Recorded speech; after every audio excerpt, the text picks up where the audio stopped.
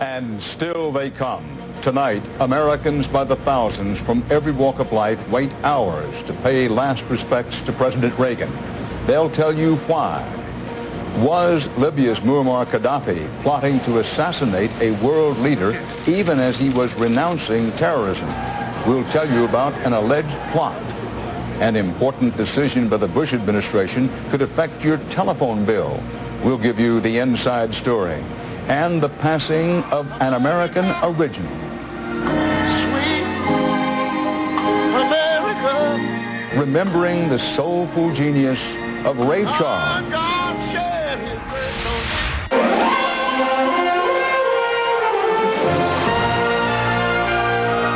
This is the CBS Evening News with Dan Rather reporting tonight from Washington. Good evening, and once again we are just across from the Capitol, where something remarkable has been going on all day. It is still going on right now. Eulogies for President Reagan at the National Memorial Service tomorrow morning at the National Cathedral here in Washington. There is mourning tonight for another American of humble origins who, like Ronald Reagan, rose to greatness and became one of the most beloved figures of his time. Ray Charles died today in California of liver failure. He was 73. Ray Charles was a master of American music, from jazz to country, gospel to pop, and he blended them into something new. He called it soul. Jim Axelrod has his soulful story.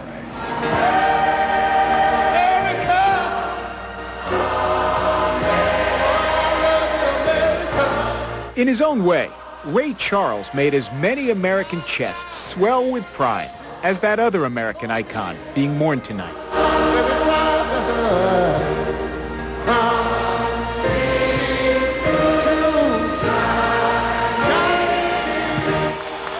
And his story is every bit the Horatio Alger rags to riches American success tale.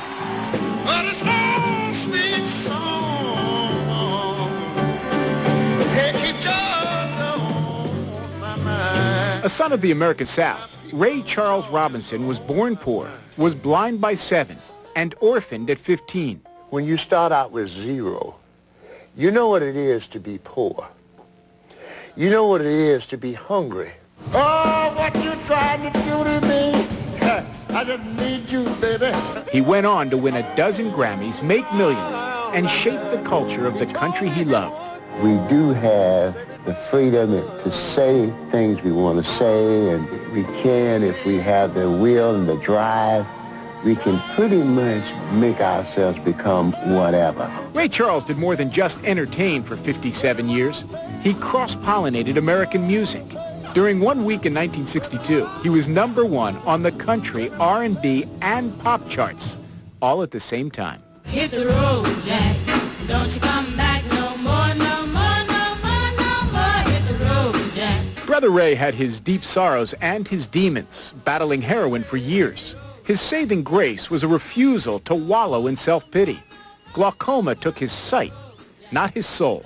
I look at blindness like an inconvenience. I can do 98% of everything I want to do in my life. And whatever hardship robbed, his music seemed to restore. Music really and truly is my bloodstream, you know, my breathing, my respiratory system, I guess.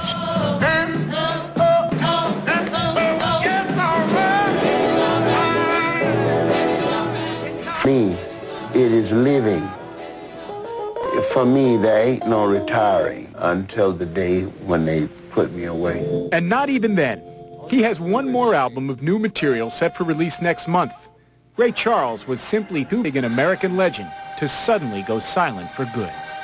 Jim Axelrod, CBS News, New York.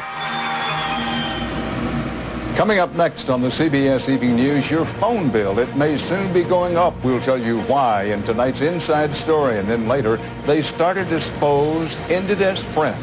How Ronald Reagan and Mikhail Gorbachev worked together to end the Cold War. CBS's special series, The Legacy.